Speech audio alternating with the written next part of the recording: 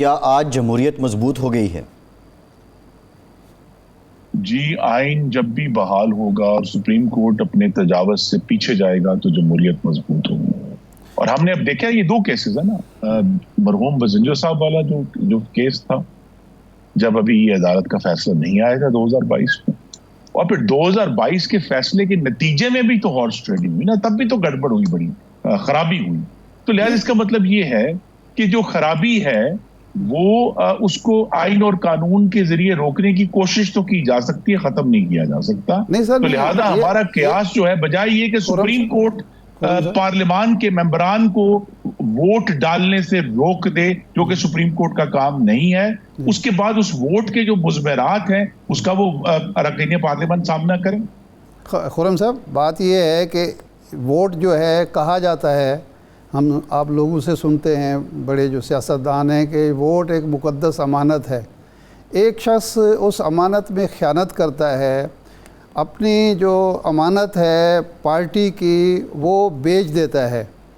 ایک چور جو ہے کسی کا موبائل چوری کرتا ہے، بھینس چوری کرتا ہے، گاڑی چوری کرتا ہے، وہ بیچ دیتا ہے، وہ پکڑا جاتا ہے. تو اس کو صرف چوری کی سزا نہیں ملتی، وہ ڈی سیڈ نہیں ہوتا، جیل نہیں جاتا، بلکہ وہ مال مسروقہ برآمد بھی کیا جاتا ہے، اصل مالک کو واپس لوٹایا جاتا ہے. تو یہ جو فیصلہ 22 کا تھا، اس میں تو ایک انشور کر دیا گیا تھا کہ اب ہارس ٹریڈنگ کا راستہ مکمل بند کر دیا گیا ہے. آج کیا آپ کی پارٹی یا اس وقت جو لوگ بھی اس کے بینیفیشری ہیں سمجھ رہے ہیں کہ یہ اچھا فیصلہ ہوا ہے، کیا اس بات کو انشور کریں گے کہ اب جب آئینی ترمیم ہوگی یا کوئی پالیسی کا معاملہ ہوگا، کسی پارٹی کا کوئی ووٹ کاسٹ نہیں ہوگا، مال مسروقہ جو ہے قبضے میں نہیں لیا جائے گا؟ جی، اس کی تو گارنٹی نہیں دی جا سکتی، لیکن جو ایک سپریم کورٹ کا تجاوز ہے اس سے ہم واپس آئے ہیں، اور یہ عدلیہ کی طرف سے ایک بہت ہی مثبت اقدام ہے کہ جہاں جہاں انہوں نے اب آئین سے بڑھ کر آئین کو ری رائٹ کیا ہے. دیکھیے، یہ جو اخلاقیات ہیں وہ اس کی ایک حد تک قانون بیک نہیں کر سکتا ہے، اور ہم سب کی کوشش ہونی چاہیے کہ ہم اس پر فالو کریں. لیکن یہاں صرف یہ ہے کہ سپریم کورٹ کی منشا نہیں ہو سکتی کہ جی ایسے ہو جائے گا تو ووٹ ہی کاؤنٹ نہیں ہوگا. تو لہٰذا وہ اپنے واپس آئے. اب آپ جیسے جو بالغ نظر لوگ ہیں وہ سیاسی جماعتوں پر ضرور یہ دباؤ ڈالیں کہ وہ جو جس کا جو مینڈیٹ ہے اس کا احترام کریں، جہاں جہاں ووٹ ہے اس کا احترام کریں، اور پھر جو سارے ایشوز ہیں اس کے بعد کھڑے ہوں گے وہ اپنی جگہ پر کھڑے ہوں. لیکن کم از کم آج پارلیمان کا وقار بحال ہوا ہے جو کہ خوش آئیں گے. نہیں، لوٹا کریسی کا دروازہ کھولنے سے وقار تو بحال نہیں ہوتا. یہ کہ ایسی بدعت جو پہلے بھی سیاسی جماعتوں کو، پارلیمنٹ کو متاثر کرتی رہی ہے، کمزور کرتی رہی ہے، دوبارہ اس کا دروازہ کھلے گا تو پارلیمنٹ تو کمزور ہوگی، جمہوریت تو کمزور ہوگی. دیکھیے، میں یہی تو کہتا ہوں کہ پارلیمان نے یہ دروازہ بند کیا ہے. پارلیمان نے سزا، اس سے زیادہ بڑی سزا کیا ہو سکتی ہے کہ آپ ڈی سیٹ ہو جائیں گے اگر آپ کا پارلیمنٹری لیڈر جو ہے وہ یہ کہہ دیتا ہے. لیکن سپریم کورٹ نے جس قسم کی کلا بازیاں لگائی تھی 2022 میں 2 دفعہ فیصلے دے کر، اس سارے معاملے نے اس کو بہت پیچیدہ اور سیاسی کر دیا. تو آج اگر وہ فیصلہ کل ختم ہوا ہے، اب ہم دوبارہ اپنی اوریجنل جگہ پر واپس آئے ہیں. اب دوبارہ آپ جیسے لوگ اس پر ایڈوکیٹ کریں کہ سیاسی جماعتیں دوبارہ آئین میں ترمیم کریں، اور آئین میں ترمیم کر کے مستقل طور پر اس کا دروازہ بند کر دیں. کوئی کھلا رہ گیا. آج میاں نواز شریف صاحب نے ریفرنس بھیجا ہے اسپیکر کو، وہ جو صاحب ہیں عادل بودزئی کوئٹہ والے، کہ جی ان کو ڈی سیٹ کیا جائے. بجٹ میں انہوں نے ووٹ نہیں دیا یا پارٹی پالیسی کی خلاف ورزی کی. کاف لیگ نے بھی ایک ریفرنس بھیجا ہے. لیکن سوال یہ ہے کہ ماضی میں آپ کے دور میں کاف لیگ کے لوگ فارورڈ بلاک بنا کے بیٹھے تھے، آپ کی حمایت کر رہے تھے. پی ٹی آئی کے دور میں آپ کے 3-4 ارکان پنجاب میں بیٹھے ہوئے تھے فارورڈ بلاک کر کے. یہ 63A جو ہے ان کو روک نہیں سکا. لیکن جب یہ فیصلہ آیا اس کے بعد جو لوگ تھے وہ ڈی سیٹ بھی ہوئے، اور اس میں ان کو جانا بھی پڑا، اس کا ووٹ بھی. تو یہ ایک مؤثر راستہ جو ہے اب یہ تو ہو گیا، آئین سے تجاوز ختم ہو گیا. آئین سے تجاوز ختم ہو گیا. یہ جو فیصلہ تھا آپ کے خیال میں اس کے مضمرات اچھے ہوئے؟ اس کے مضمرات بالکل اچھے نہیں. میرا تو خیال ہے کہ پنجاب میں مستقل طور پہ ایک جو ہے وہ انتشار اور شورش قائم رہی جب تک وہ حکومت ریزالو نہیں ہو گئی. تو لہذا ہمیں جو ہے نہ صرف سپریم کورٹ نے تجاوز کیا, اس فیصلے کے نتیجے میں آپ کے خیال میں وہ اخلاقی طور پر اچھا فیصلہ تھا, لیکن جو کوشش کرنی ہے کہ یہ جو فیصلہ ہے یہ پارلیمان کی طرف سے آنا چاہیے, یہ پریشر ہونا چاہیے سیاسی جماعتوں کے اوپر, بجائے یہ کہ عدالت جو ہے وہ آئین کو ری رائٹ کر کے ہمارے اوپر اپنی مرضی تھوپے. میں یہی سوال آگے بڑھا رہا تھا کہ کیا آپ ایک سینئر پارلیمنٹرین کے طور پر یہ سجیسٹ کریں گے کہ اب جو تجاوز تھا وہ ختم ہو گیا, اب موجودہ اتحاد پہلی فرصت میں یہ ترمیم کرے کہ آئندہ جو شخص اپنی پارٹی پالیسی کی خلاف ورزی کرے گا, فلور کاسنگ کرے گا, وہ ڈی سیٹ بھی ہوگا اور اس کا ووٹ بھی شمار نہیں ہوگا, یہ آپ سجیسٹ کریں گے؟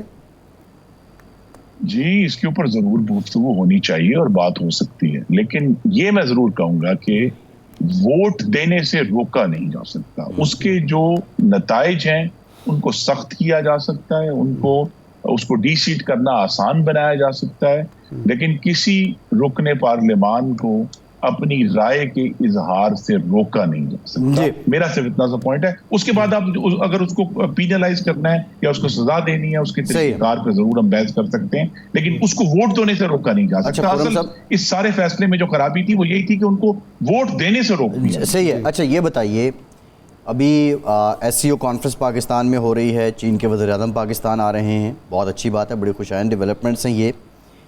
پاکستان تحریک انصاف احتجاج کر رہی ہے اور کسی سے ڈھکا چھپا نہیں ہے, ان کا جو مومنٹم ہے انہوں نے احتجاج کرنا ہی ہے.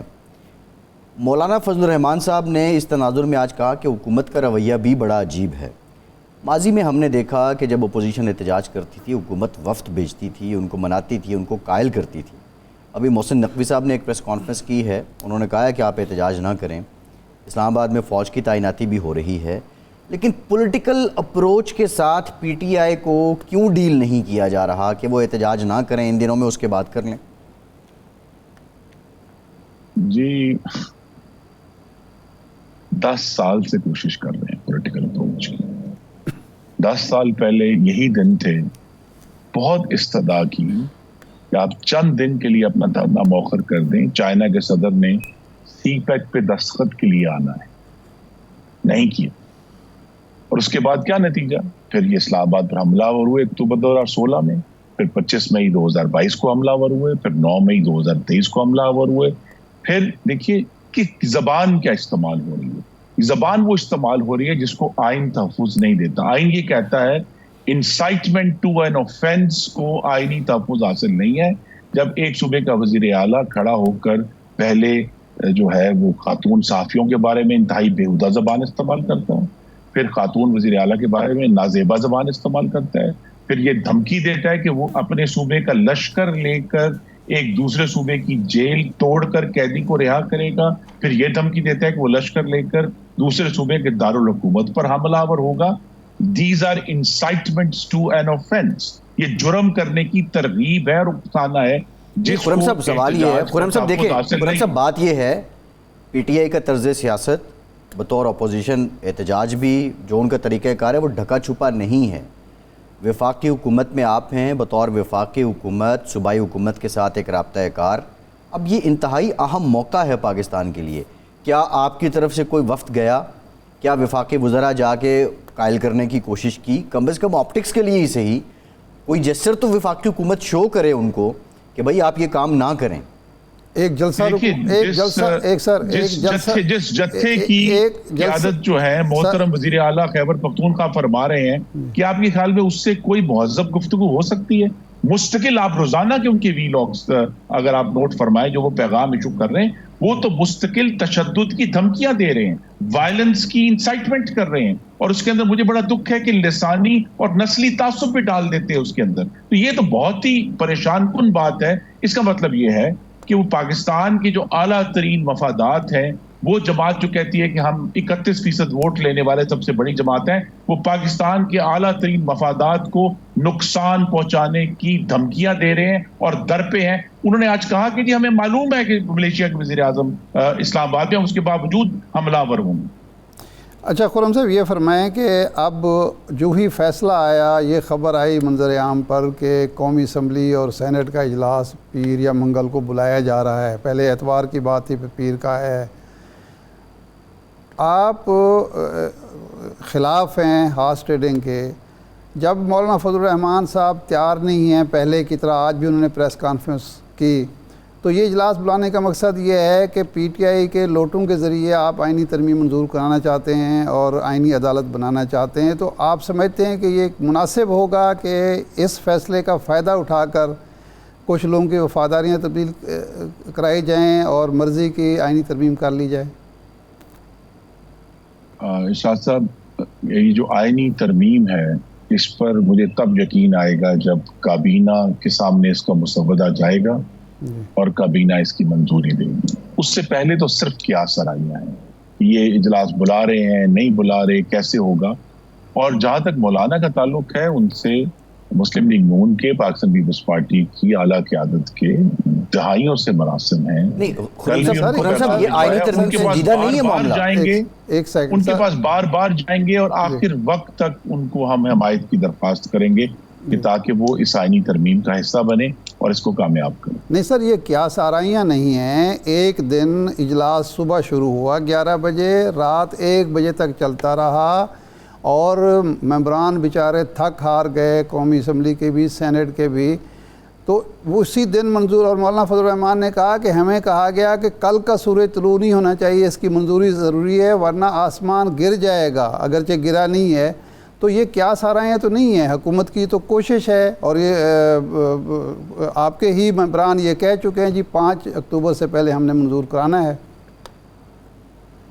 ارشاد صاحب، ہمیں بہت سنجیدگی سے اس سارے معاملے کو لینا ہے کہ وہ جو ایک کوشش تھی جس کے بارے میں بہت اعتراضات ہیں، اگر وہ کامیاب نہیں ہوئی تو وہ آپ اسے کیا کہیں گے؟ وہ آمریت تھی کہ جمہوریت تھی؟ وہ جمہوریت تھی۔ جمہوریت نے اپنا کام دکھایا ہے کہ حکومت جو ہے اس کی تمام منشا کے باوجود وہ اپنی مرضی سے آئینی ترمیم نہیں کر سکے، ان کو ضرورت ہے دوسری جماعتوں کی حمایت کی۔ اب یہ کام تبھی ہوگا جب مطلوبہ حمایت حاصل ہو جائے گی۔ اسی لیے میں تو کابینہ میں جب تک اس کا مسودہ ہمارے سامنے نہیں آ جاتا تب تک تو میں اس پر کوئی بات نہیں کروں گا، کیونکہ اب اس پر بہت زیادہ قیاس رہی ہو چکی ہے کہ کیا ہوگا، کیسے ہوگا، کب ہوگا۔ بلاول صاحب تو یہ کہتے ہیں کہ آپ کی ساری کوششیں اس لیے ناکام ہو گئیں کہ اعظم نذیر تارڑ صاحب نے خراب کر دیا کیس، ججوں کو پہلے بتا دیا، انہوں نے نہ صرف یہ کہ اس تحریک کو ناکام کیا بلکہ ہماری جو مخصوص نشستیں تھیں ان کو بھی واپس کر دیا، وہ بھی واپس لے لیں، تو وہ تو اس کا سارا الزام بلاول صاحب جو ہیں وہ اعظم نذیر تارڑ صاحب پر لگا رہے ہیں۔ میں بلاول بھٹو زرداری صاحب کو سراہنا چاہتا ہوں کہ انہوں نے اس حکومت کے اعلی ہونے کا ایک بہت اچھا ثبوت دیا ہے۔ انہوں نے اس ترمیم کو جس طرح ایڈوکیٹ کیا ہے، یہ حکومت کی مضبوطی کی علامت ہے کہ یہ تمام دونوں جو جماعتیں اور تیسری ایم کیو ہیں، یہ تینوں جو ہیں اس جو آئینی ترمیم کو ہمیں تبدیل کرنا ہے، آئین کو، اس کے اندر سب شامل ہیں اور سب اپنا اپنا حصہ اس میں ڈال رہے ہیں۔ نہیں، آپ ایگری کر رہے ہیں کہ اعظم نذیر تارڑ صاحب نے اس کو مس ہینڈل کیا ہے، تھوڑا پری میچور نہیں چلے گئے؟ میرے پاس چونکہ بلاول صاحب کی جو گفتگو ہے اس کو ویریفائی کرنے کا کوئی طریقہ کار نہیں ہے کہ یہ کیا ہوا یا نہیں ہوا۔ مجھے صرف یہ ہے کہ انہوں نے چونکہ اب اس کی زیادہ بہتر وکالت کی ہے پچھلے کچھ دنوں میں، اس سے جو ہے ہم مزید ایک مثبت پیش رفت ہوئی ہے، اور ہر لحاظ سے سب جماعتوں کے پاس ایک دفعہ پھر قومی اسمبلی کے اجلاس بلانے سے پہلے سب کو پھر حمایت کی درخواست کی جائے گی تاکہ ہم ایک بھرپور اکثریت کے ساتھ اس ترمیم کو پاس کروائیں۔ جی ٹھیک، بہت